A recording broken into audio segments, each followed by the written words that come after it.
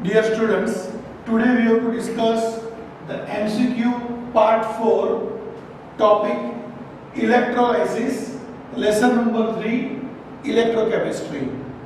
My dear student, these are the formulas. First law of Faraday, second law of Faraday, formula Q is equals to I cross T. Second law of formula, mass of A deposited divided by mass of B deposited is equals to equivalent weight of A divided by equivalent of B, equivalent weight of B. Now, friends, we are familiar about that. 1 electron is equals to 1 Faraday is equals to 96500 coulombs. Also, we have to memorize this formula. Valency or oxidation state of metal is equals to atomic weight divided by equivalent weight. Atomic weight divided by what? Equivalent weight. तो ये formula है दोस्तों. पहला formula Q is equals to I cross T, which is represented first law of Faraday. ये जो है, this is the second law of Faraday, and these are the useful data for the numericals. Okay, friends. So first of all, friends, you have to take the printout of this PDF, which is available in our website. You have to visit our website and take the printout of this topic number 4, part 4, electrolysis. दोस्तों, इसमें मैंने 10 MCQ बनाए हुए हैं मेरे experience के हिसाब से, और वो हम हर एक का वन बाय वन डिस्कशन करेंगे. तो दोस्तों, पहला MCQ है, what current is to be passed for 0.25 second for deposition of a certain weight of a metal which is equals to its electrochemical weight. फिर से, what current is to be passed for 0.25 second for deposition of a certain weight of metal which is equal to its electrochemical equivalent. तो दोस्तों, definition आपको याद रखने का है.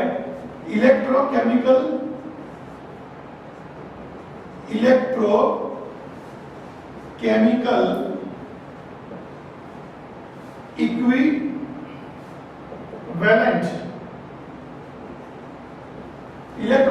equivalent is equals to what? To weight deposited by 1 coulomb.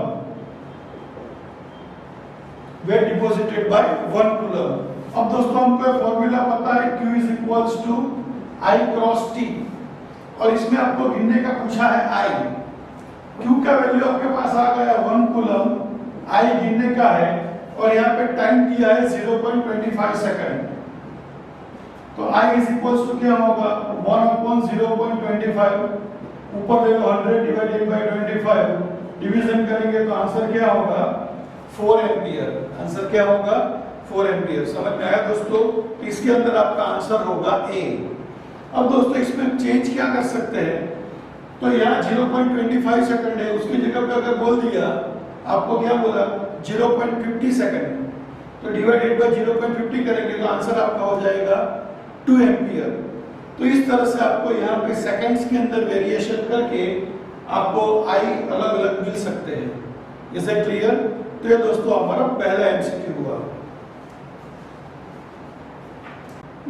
Students, the MCQ number 2 is, in an experiment 0.04 Faraday was passed through 400 ml of 1 molar solution of NaCl. What would be the pH of the solution after the electrolysis? Options are A, 10, 13 and 6. तो दोस्तों, हमको pH गिनने का पूछा है और electrolysis करने का बोला है NaCl का, जिसका कंसंट्रेशन है 1 मोलर, बराबर.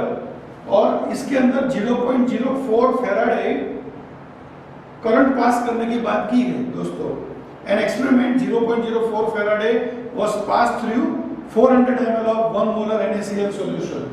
तो दोस्तों, सबसे पहले NaCl जो है वो 2 आयंस बनाएगा, Na+ and Cl-. अब जब ये Na+ जो मेटल है वो प्रोड्यूस होती है कैथोड के ऊपर, और कैथोड का रिएक्शन होगा Na+ + E- gives Na. Na plus plus E minus gives Na, क्योंकि कैथोड के ऊपर रिडक्शन रिएक्शन होता है दोस्तों, और ये Na एक्वायस सॉल्यूशन मतलब H2O के साथ जब रिएक्शन करेगा, H2O के दो पार्ट होते हैं H plus and OH minus, ये OH माइनस Na प्लस के साथ रिएक्शन करके बनाएगा NaOH प्लस 1/2 H2। तो यहाँ पे हम बोल सकते हैं ये NaOH का कितना मोल बना, 1 मोल। तो 1 मोल NaOH is equals to 1 electron is equals to how much Faraday, 1 Faraday, क्योंकि यहाँ लिखा है 1 electron is equals to 1 Faraday। तो यहाँ पे हम बोलेंगे 1 electron 1 Faraday, 1 electron is equals to 1 Faraday is equals to 1 mole of NaOH। तो मैं एग्जैक्टली पास कितना करता हूँ, 0.04 Faraday is equals to how much mole। तो ये क्रॉस मल्टीप्लिकेशन हो जाएगा, तो we can say that 0.04 moles of NaOH। Now दोस्तों हमको गिनना पड़ेगा मोलारिटी ऑफ NaOH। तो मोलारिटी का फॉर्मूला कौन सा है, 1000 into mole divided by VmL। अब आपके पास मोल्स अवेलेबल हो गए 0.04, तो यहाँ लिखूंगा 0.04 और VmL वॉल्यूम आपको न्यूमेरिकल में दिया है 400। अब ये 0.04 को मैं यहाँ पे 100 कर दूं, तो 1 2 3 1 2 3 और ये 4 4 भी कैंसल, मतलब आपका आंसर है 0.1 is equals to 10 raised to -1 molar. ये NaOH का आंसर आया। अब दोस्तों हमको पता है NaOH स्ट्रॉन्ग बेस है जिसका 100% आयनाइजेशन होगा, इट प्रोड्यूस Na प्लस और OH माइनस। अगर ये कंसंट्रेशन 10⁻⁻1 मोलर है तो इसका भी क्या होगा दोस्तों, 10⁻⁻1 मोलर। क्यों? क्योंकि दोनों का मोल रेशियो 1:1 है। दोनों का मोल रेशियो क्या है, 1:1।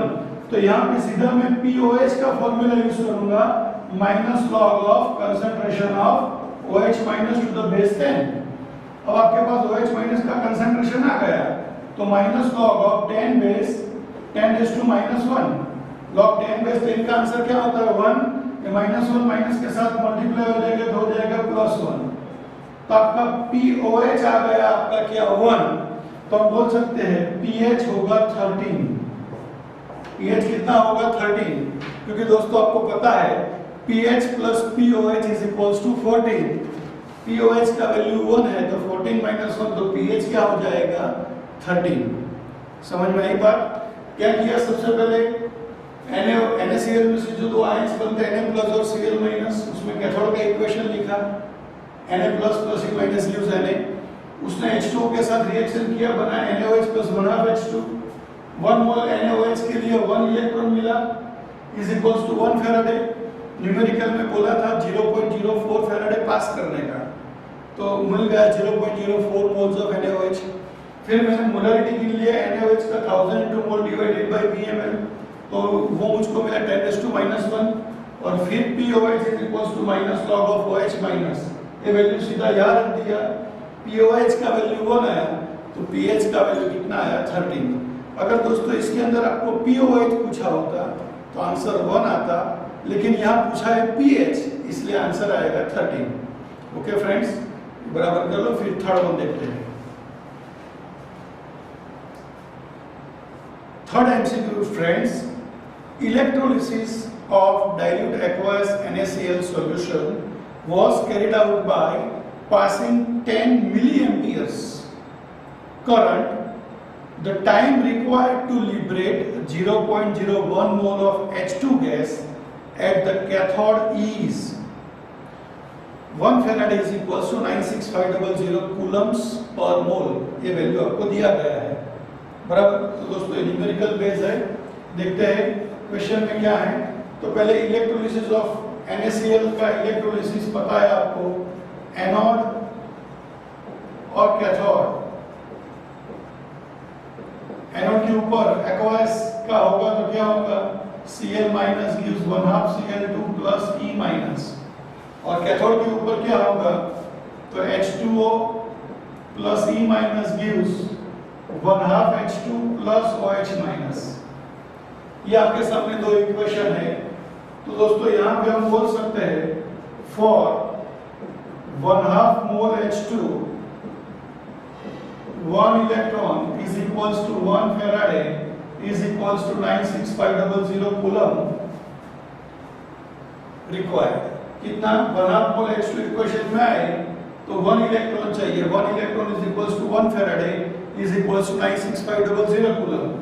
तो यहाँ पे एग्जैक्टली पास करने का बोला है मुझको 0.01 मोल ऑफ H2। उसके लिए कितना कूलम चाहिए, इलेक्ट्रिक चार्ज कितना चाहिए, तो क्या होगा 96500 मल्टीप्लाई बाय 0.01 डिवाइडेड बाय 1/2। तो इसको अगर नीचे में 100 कर दूं और ये 2 ऊपर चला जाएगा, बराबर दोस्तों, ये दो दो जीरो कैंसिल। तो यहाँ हो जाएगा क्या आपका answer will be 965 into 2 965 into 2। ये आपका आंसर हो गया। पीछे लिखेंगे कूलम Q बराबर, अब Q is equals to I cross T। आपको पूछा क्या गया यहाँ पे, electrolysis of dilute aqueous NaCl solution was carried out by passing 10 milliampere current। The time required, मुझको T पूछा गया, तो T is equals to Q by I। अब मेरे पास Q का वैल्यू आ गया है 965 into 2 और I 10 मिलीएम्पियर है, तो इट इज मल्टीप्लाई बाय 10⁻⁻³ क्योंकि वो एम्पियर में चाहिए, बराबर। अब इसका मल्टीप्लिकेशन करते हैं दोस्तों, ऊपर का मल्टीप्लिकेशन क्या आएगा, 5 2 * 10, carry 1 6 2 * 12 plus 1 13, carry 1 9 2 * 18 plus 1 19 divided by 10 into 10⁻³ ये 0 0 कैंसिल हो गया। तो यहाँ आंसर हो जाएगा आपका 193 into 10⁻³ is equals to, decimal को आप एक पॉइंट यहाँ पे ले लो तो 19.3 into 10⁻⁴ बराबर सेकंड्स। ये आपका टाइम हो गया जो आपको ऑप्शन के हिसाब से चाहिए। इसको अगर आप चाहो तो ऐसे भी लिख सकते हो 1.93 into 10⁵ सेकंड्स, ये भी चल सकता है दोस्तों, लेकिन आपको ऑप्शन में ये दिया है तो आपका आंसर ये होगा, मतलब this is your answer B. Is it clear friends? Okay, तो इलेक्ट्रोलिसिस ऑफ NaCl का इक्वेशन लिखा है, एनोड कैथोड का। फिर हाइड्रोजन गैस आपको पता है हाफ H2 प्रोड्यूस होता है, 1/2 मोल H2 प्रोड्यूस होता है, जिसके लिए कितने इलेक्ट्रॉन चाहिए, 1 electron is equals to 1 faraday is equals to 96500 coulomb. तो 0.01 mole H2 is equals to how much, तो मुझको पहले Q मिल गया कूलम्स के अंदर, और फिर Q is equals to I cross T, जिसके ऊपर से मैंने क्या गिना T।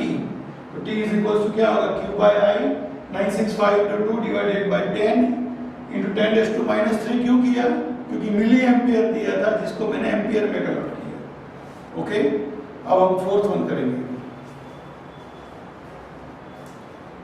Now students, MCQ number 4, and the MCQ number 4 is 1 Farad of electricity is passed through molten Al2O3, aqueous solution of CuSO4 and molten NaCl taken in a 3 different electrolytic cell connected in a series. The mole ratio of aluminum, copper and sodium deposited at respective cathode is। आपको mole ratio पूछा है दोस्तों। Molten, आपको पता है cathode के ऊपर always metal produce होती है और एनोड पे गैस प्रोड्यूस होता है जब इलेक्ट्रोलिसिस होता है तब। तो Al2O3 का कैथोड का इक्वेशन क्या होगा दोस्तों, तो यहाँ पे हम बोल सकते हैं Al + 3e - gives Al बराबर। लेकिन यहाँ एल्यूमिनियम कितना है दोस्तों, 2, इसको 2 से मल्टीप्लाई करो तो ये हो जाएगा 6, ये हो जाएगा 2। कॉपर सल्फेट जो है उसमें आपको पता है 2 आयंस होता है Cu + 2 और SO4 2-, जिसका कैथोड का इक्वेशन क्या होगा, Cu + 2 + 2e - gives Cu बराबर। और NaCl में क्या होंगे 2 आयंस Na+ और Cl-, तो यहाँ क्या होगा Na+ + E- gives Na। अब आपको बोला गया 1 फैराडे, तो हम सबको पता है 1 faraday is equals to 1 electron, मतलब हर एक पे 1 इलेक्ट्रॉन लाना पड़ेगा। तो इसमें तो ऑलरेडी 1 इलेक्ट्रॉन है, इसमें 1 इलेक्ट्रॉन लाने के लिए क्या करना पड़ेगा, इसको 2 से डिवाइड करना पड़ेगा, और इसमें 1 इलेक्ट्रॉन लाने के लिए 6 से डिवाइड करना पड़ेगा। तो यहाँ आपका रेशियो हुआ aluminium is to copper is to sodium, आपको रेशियो वही पूछा है ना, Al, Co और Na। एल्यूमिनियम के मोल आए आपके पास 2/6, कॉपर के मोल आए आपके पास 1/2 और सोडियम के मोल आए आपके पास 1। तो इसका एलसीएम क्या होगा दोस्तों, 6 और 2 का एलसीएम आपको पता है ना 6। तो यहाँ होगा 2, यहाँ मल्टीप्लाई करेंगे 3 और यहाँ मल्टीप्लाई करेंगे 6। तो ये हुआ एल्यूमिनियम, कॉपर और सोडियम का रेशियो 2:3:6, मतलब आपका आंसर होगा ए। बराबर, ऐसे क्वेश्चन ज्यादातर कंपटीशन एग्जाम्स में पूछते हैं दोस्तों, बहुत ध्यान से याद रखने का। बराबर, okay friends.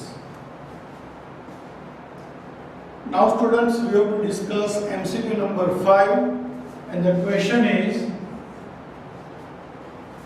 9.65 coulomb electric current is passed through fused anhydrous magnesium chloride.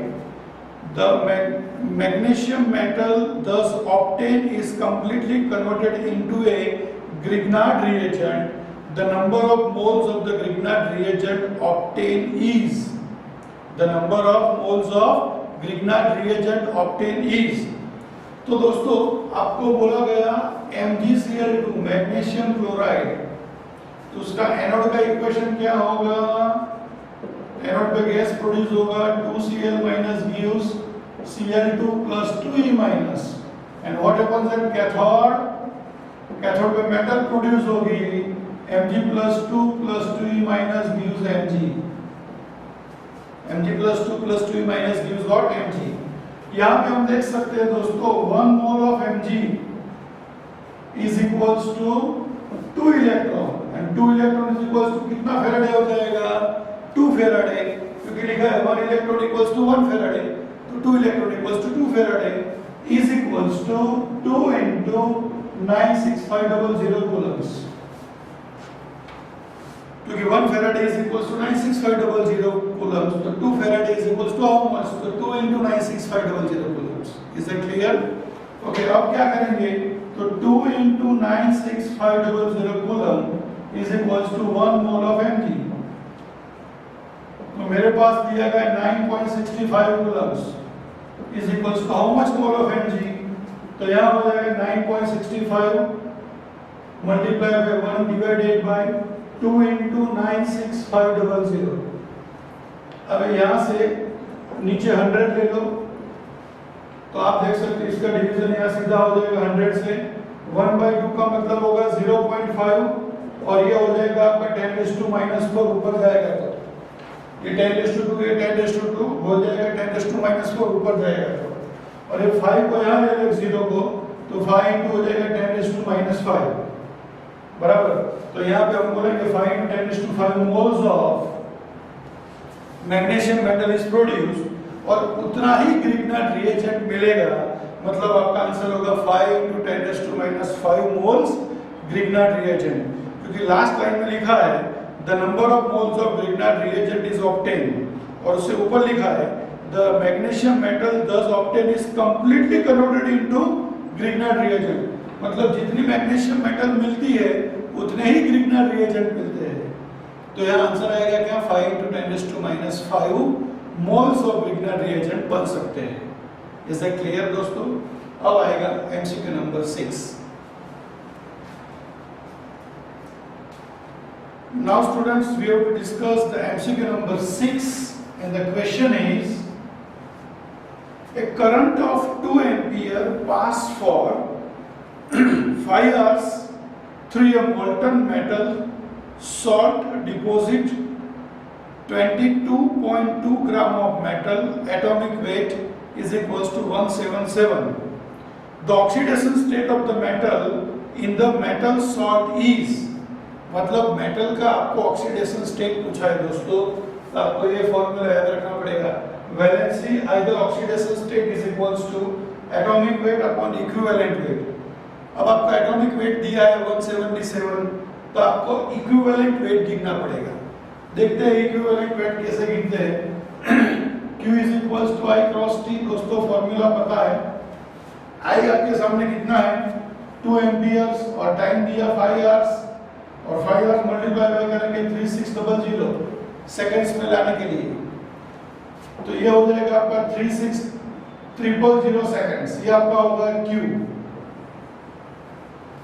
तो यहाँ पे हम स्टेप लिख सकते हैं 36,000 कूलम इलेक्ट्रिक चार्ज अगर हम पास करेंगे we will get 22.2 gram of metal.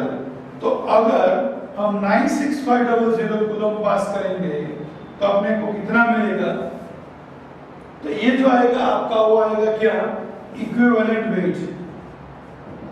तो यहाँ हो जाएगा 22.2 मल्टीप्लाई बाय 96500 डिवाइडेड बाय 36,000। इसका दोस्तों हम डिवीजन करेंगे और इसके लिए कैलकुलेटर का यूज करना पड़ेगा। तो क्या होगा 22.2 मल्टीप्लाई बाय 96500 डिवाइडेड बाय 36,000, तो यहाँ आया 59.5। ये आपका आया इक्विवेलेंट वेट। और आपको गिनने का क्या पूछा है? क्वेश्चन पूछा गया ऑक्सीडेशन स्टेट ऑफ मेटल। तो यहाँ पे लिखेंगे ऑक्सीडेशन स्टेट। तो फॉर्मूला कौन सा है? Atomic weight divided by equivalent weight. तो एटॉमिक वेट दिया 177 और इक्विवेलेंट वेट 59.5 बराबर। तो यहाँ पे अगर हम डिवीजन करेंगे तो आंसर क्या आएगा?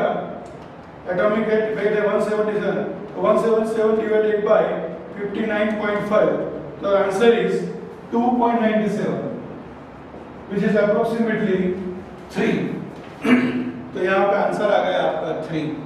अगर यहाँ पे 120 देता तो आंसर हो जाता 2, 60 देता तो आंसर हो जाता 1। यहाँ पे कितना 177 मतलब 180 के नजदीक में है, मतलब आंसर आया क्या 3। तो इस तरह से दोस्तों गिनने का Q is equals to I cross T। Q मिल गया, इतना कूलम से 22.2 ग्राम मिलता है, तो 96500 कूलम से कितना मिलेगा? ये आपका इक्विवेलेंट वेट हो गया। और फिर हमने गिना ऑक्सीडेशन स्टेट। ओके फ्रेंड्स, अब हम 7th वन करेंगे। Now students, we have to discuss MCQ number 7, and the question is same quantity of electricity was passed through solution of salt of element A, B and C with atomic mass 7, 27 and 48 respectively. The mass of A, B and C deposited were 2.1, 2.7 and 7.2 gram respectively. The valency of A, B and C respectively. आपको पूछा है कि A, B और C का valency क्या होगा। तो दोस्तों आपके सामने ये फॉर्मूला है, क्या? मास of A upon mass of B। तो ये इक्विवेलेंट वेट को यहाँ नीचे ले लो, तो यहाँ क्या लिख सकता हूँ? Equivalent weight of A is equals to क्या लिखूंगा? Mass of B। इसको ऊपर ले लिया क्रॉस मल्टीप्लिकेशन में, तो नीचे क्या होगा? Equivalent weight of B is equals to क्या होगा? Mass of C upon equivalent weight of C। ये फॉर्मूला के ऊपर से मैंने ये फॉर्मूला बनाया है। Is that clear? अब दोस्तों आपके सामने ये फॉर्मूला है, valency is equals to atomic weight upon equivalent weight. तो यहाँ पे हम लिख सकते हैं therefore equivalent weight is equals to क्या होगा? एटॉमिक वेट अपॉन क्या? वैलेंसी बराबर। तो यहाँ इक्विवेलेंट वेट की जगह पे क्या लिख सकता हूँ? Therefore mass of A is equals to atomic weight upon क्या होगा? Valency is equals to mass of B atomic weight upon valency is equals to क्या होगा? Mass of C upon atomic weight upon valency. Okay, आपको ये valency गिनने का है। अब हम एज्यूम कर लेते हैं कि ए का वैलेंसी ए है, तो मास ऑफ ए कितना दिया? तो ए का मास दिया है आपको 2.1 और उसका एटॉमिक मास दिया है 7 और वैलेंसी एज्यूम कर लेते हैं स्मॉल ए। ऐसे मास ऑफ बी आपको दिया है कितना? 2.7, उसका एटॉमिक वेट दिया है 27 और इसको एज्यूम कर लेते हैं बी। और सी के लिए क्या दिया है आपको? 7.2 डिवाइडेड बाय 48 और सी का वैलेंसी एज्यूम करते हैं स्मॉल सी, बराबर। इसका डिवीजन करेंगे तो क्या होगा? 0.3, ये ऊपर चला जाएगा, इसका डिवीजन होगा 0.1 बी और इसका डिवीजन होगा 0.15 सी, बराबर। तो दोस्तों हर एक को 10 से मल्टीप्लाई करो तो 3a is equals to 1b is equals to 1.5c। तो यहाँ पे हम बोलेंगे if b is equals to 1, तो implies that a is equals to क्या होगा? 1/3। ये 1 है तो a इज इक्वल्स टू क्या होगा? 1/3 और c इज इक्वल्स टू क्या होगा? तो 1/1.5 is equals to 10/15 is equals to 2/3। तो यहाँ आपको वैलेंसीज गिनने का है, a is to b is to c। तो a का आंसर है आपके पास 1/3, b का आंसर है आपके पास 1 और c का आंसर है 2/3। इसका एलसीएम निकाल दो तो 1:3:2, दिस इज योर आंसर। तो इसका आंसर होगा आपका सी आंसर होगा, बराबर। दोस्तों ये फॉर्मूला आपके सामने है, इसका यूज किया, क्या किया? क्रॉस मल्टीप्लाई कर दिया, इसको नीचे लाया, इसको ऊपर ले गया, तो mass of A deposited divided by equivalent weight of A, same for B, same for C. और फिर मेरे पास ये फॉर्मूला था वैलेंसी इज इक्वल्स टू क्या? Atomic weight upon equivalent weight. तो equivalent weight is equals to क्या लिख सकता हूं? एटॉमिक वेट अपॉन वैलेंसी, बराबर। फिर वैलेंसी एज्यूम कर लिया, ये दो डेटा थे और उसको सिंपलीफाई करके मैंने ए, बी और सी का क्या गिना? वैलेंसी गिना। ओके दोस्तों,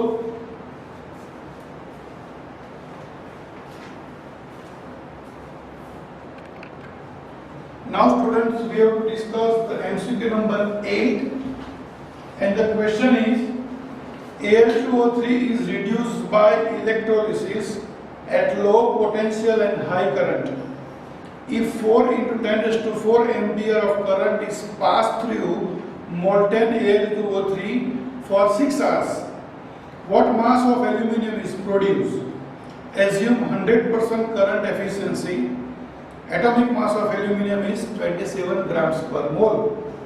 आपको क्या गिनने का पूछा है? What is the mass of aluminum is produced?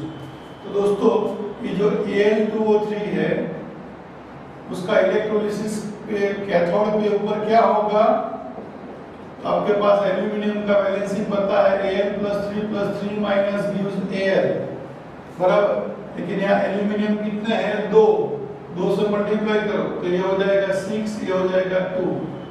तो यहाँ बोलेंगे 6 electron is equals to how much faraday? 6 faraday is equals to how much coulomb? 6 into 96500 coulomb is equals to we can say 2 moles of aluminium, बराबर।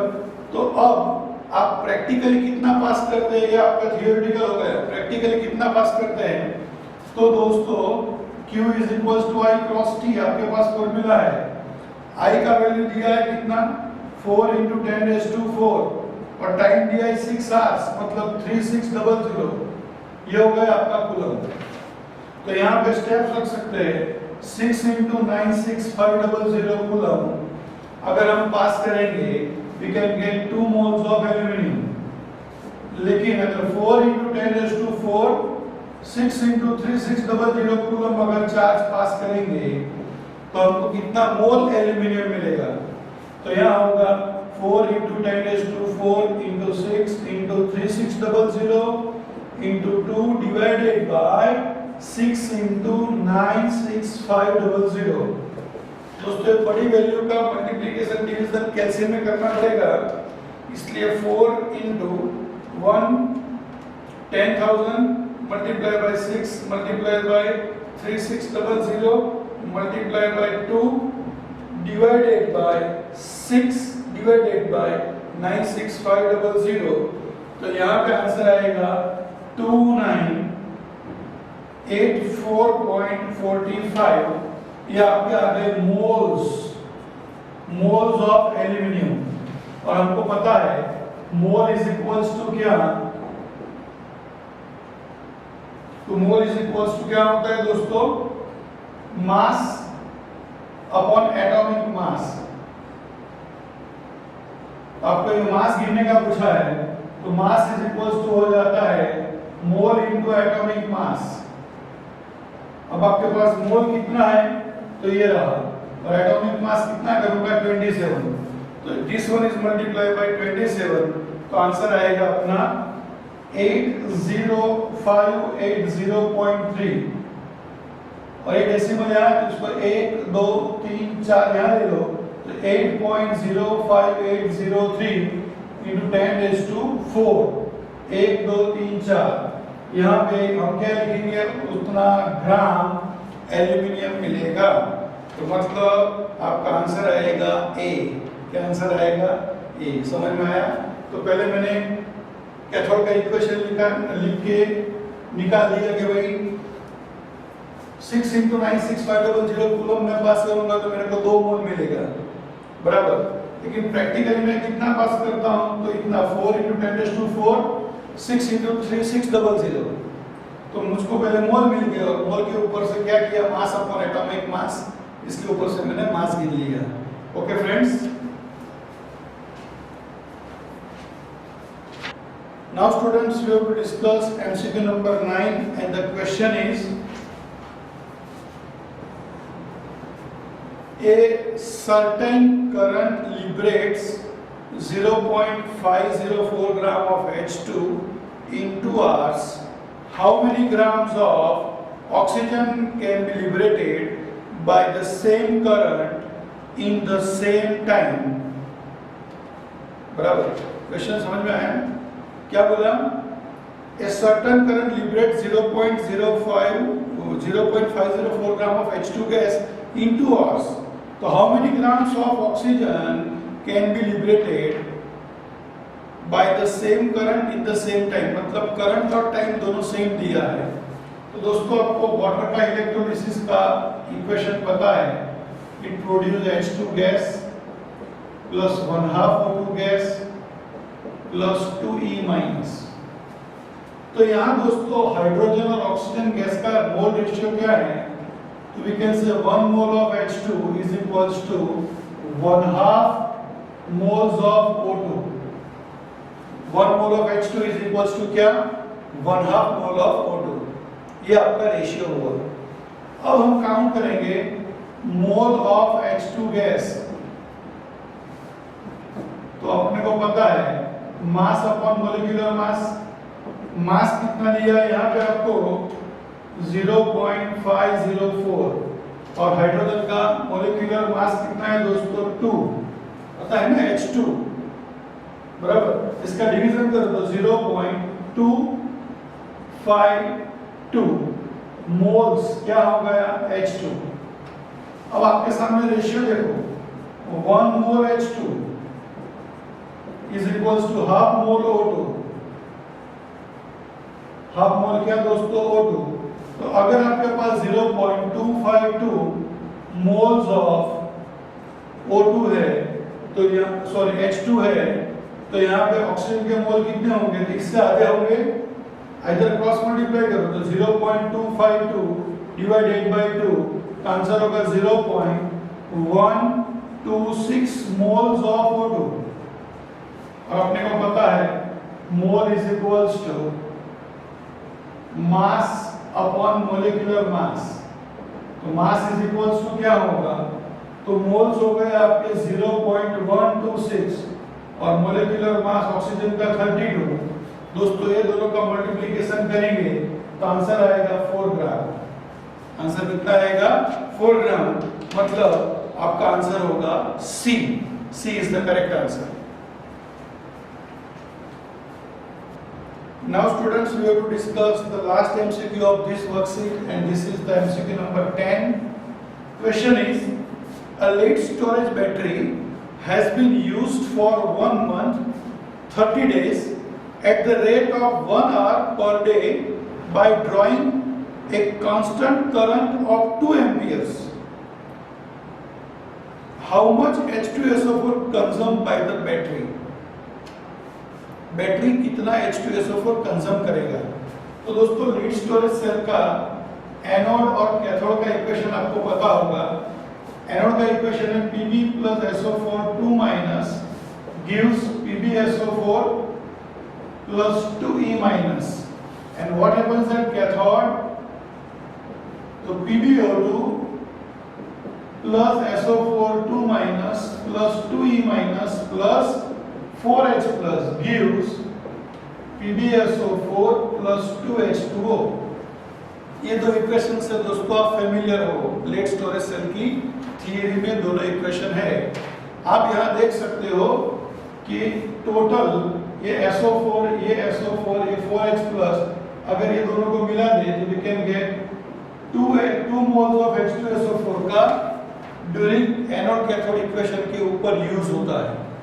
SO4 कितने moles हो गए? 2, और hydrogen है आपके पास 4, मतलब 2H2SO4 का यूज होता है during the lead storage cell, बराबर। अब अकॉर्डिंग टू इक्वेशन हम बोल सकते हैं कितने इलेक्ट्रॉन है? 2 इलेक्ट्रॉन्स। तो 2 electron is equals to 2 faraday is equals to 2 into 96500 coulombs is equals to, we can say, 2 moles of H2SO4 जो कंज्यूम हुए वो। लेकिन आप पास कितना कर रहे हो? तो Q is equals to I cross T। I कितना दिया? तो I दिया गया आपको 2 एम्पियर और बोला गया 30 डेज के लिए 1 आवर पर डे, ऐसा बोला, मतलब 30 आवर्स का आप इलेक्ट्रिक करंट पास करते हो। 1 डे में सिर्फ 1 आवर, लेकिन ऐसा 30 डेज तक, मतलब कितना आवर्स हुआ? 30 आवर्स, और उसको हम मल्टीप्लाई करेंगे 3600 से तो सेकंड्स में कन्वर्ट हो जाएगा। तो ये हो गया आपका सेकंड्स। तो अब हम स्टेटमेंट लिखेंगे 2 into 96500 कूलम अगर हम चार्ज पास करेंगे तो 2 मोल्स ऑफ H2SO4 कंज्यूम होंगे। कितना कंजम्पशन होगा? 2 मोल्स ऑफ H2SO4। तो if you pass 2 into 30 into 3600 coulombs, how much moles of H2SO4 is used? तो क्या होगा? 2 into 30 into 3600 into 2 divided by 2 into 96500। एक एक दो दो कैंसिल हो गया। अब दोस्तों हम कैलकुलेटर का यूज करेंगे, और कैसे में क्या? तो 30 into 3600 into 2 divided by 96500, तो आपका आंसर आएगा 2.238। ये 8 को राउंड अप करो तो 2.24 moles of H2SO4 will consume, बराबर दोस्तों। तो यहाँ पे दोस्तों ये हमारा वर्कशीट खत्म होता है। मैंने मेरे एक्सपीरियंस के हिसाब से 10 MCQ बनाए, ऐसे तो बहुत सारे MCQ पॉसिबल है, बट फ्रेंड्स आई होप कि आपको मजा आया होगा दोस्तों। और मेरी ये YouTube चैनल और वेबसाइट को आप दोस्तों लाइक कीजिए, शेयर कीजिए, सब्सक्राइब कीजिए। Thank you very much friends.